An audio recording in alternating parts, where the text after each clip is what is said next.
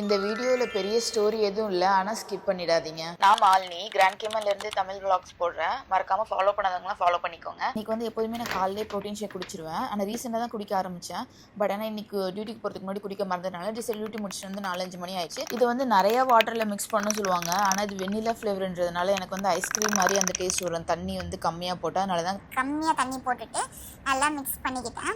அப்புறமா செம்ம டேஸ்ட்டாக இருக்குங்க. அது ஐஸ்கிரீம் மாதிரியே இருக்கும். ரீசெண்டாக தான் நான் ஸ்டார்ட் பண்ண ஆரம்பித்தேன். டிவி ஆன் பண்ணால் என்னோட ரீல்ஸ் வந்துருந்தேன். எனக்கு ரொம்ப ஹாப்பியாக இருந்தது பார்க்குறதுக்கு.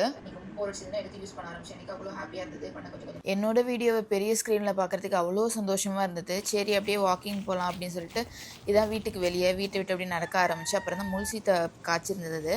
இது நல்லா இன்னும் பெருசாக வரும். மாங்காய் சீசன் வேறல எனக்கு ரொம்ப பிடிக்கும் மாங்காய்னா. இதுதான் வந்து இங்கே வந்து அக்கின்னு சொல்லுவாங்க. இது வந்து அந்த நம்ம ஊர் லிச்சி ஃபேமிலிஸ் இருந்தது. பட் இது வந்து இந்த ஊரில் அதிகமாக சாப்பிடுவாங்க. நம்ம ஊரில் சாப்பிடுவாங்களான்னு தெரியல. நல்லா குக் பண்ணிட்டு சாப்பிடுவாங்க. அப்புறமா வந்து இப்போ இங்கே நான் இருக்க வீட்டில் வந்து நிறையா 4-5 மாங்காய் மரம் இருக்குது. நிறைய டிஃப்ரெண்ட் மாங்காய் இருக்குது. எனக்கு மாங்காய்னா அவ்வளோ பிடிக்கும். இது எப்படா பெருத்து வரும் அப்படின்னு சொல்லிட்டு நானே காத்துக்கிட்டு இருக்கேன். நம்ம நாட்டிலலாம் அடிக்கிற வெயிலுக்கு இந்நேரம் மாங்காயில் மாம்பழமாக இருக்கும். நல்லா ஜாலியாக சாப்பிடுவீங்க. மறக்காமல் ஃபாலோ பண்ணாதவங்களாம் ஃபாலோ பண்ணுங்கள். நெக்ஸ்ட் வீடியோவில் பார்க்கலாம்.